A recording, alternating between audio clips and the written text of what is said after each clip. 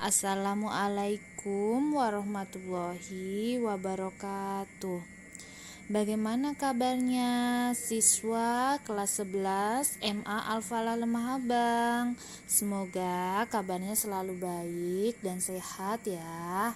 Nah, ini adalah video pembelajaran biologi kita yang pertama, yaitu tentang sel.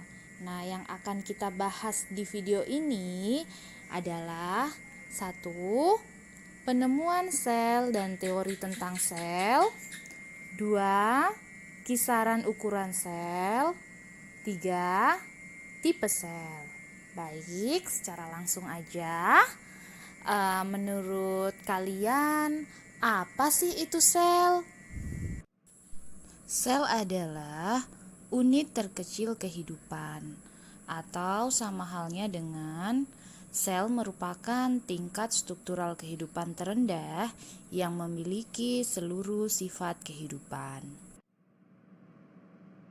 Sel pertama kali ditemukan oleh seorang ilmuwan dari Inggris yang bernama Robert Hooke pada tahun 1665. Saat itu, Hooke mengamati sel gabus dari dinding sel tumbuhan yang sudah mati dengan menggunakan mikroskop sederhana. Ia melihat ada ruang kecil kosong yang kemudian ia namakan dengan sel.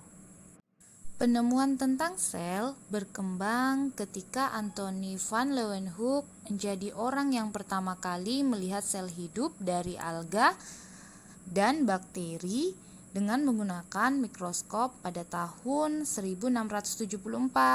Sejak saat itu, para ilmuwan di seluruh dunia berlomba-lomba untuk melakukan percobaan tentang sel. Berdasarkan hasil penemuan para ilmuwan tersebut, dapat disimpulkan hal-hal sebagai berikut. 1. Semua makhluk hidup terdiri atas sel-sel. 2. Sel merupakan unit struktural terkecil makhluk hidup yang menjadi komponen dasar penyusun tubuh makhluk hidup. 3. Sel merupakan unit fungsional karena sel merupakan suatu fungsi kehidupan. Selanjutnya yang keempat, semua sel berasal dari sel sebelumnya. Yang kelima, sel merupakan unit hereditas yang dapat mewariskan sifat genetik dari satu generasi ke generasi berikutnya. Kisaran ukuran sel. Sebagian besar sel berdiameter antara 1 sampai 100 mikrometer. Sel hewan berdiameter sekitar 20 mikrometer.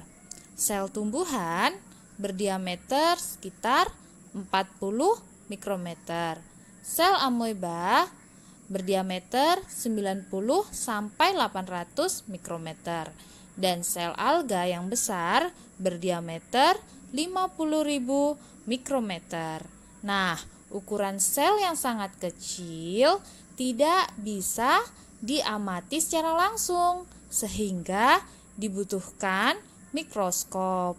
Nah, mikroskop biasanya digunakan di laboratorium sekolah yang ada di sekolah kalian. Tipe sel.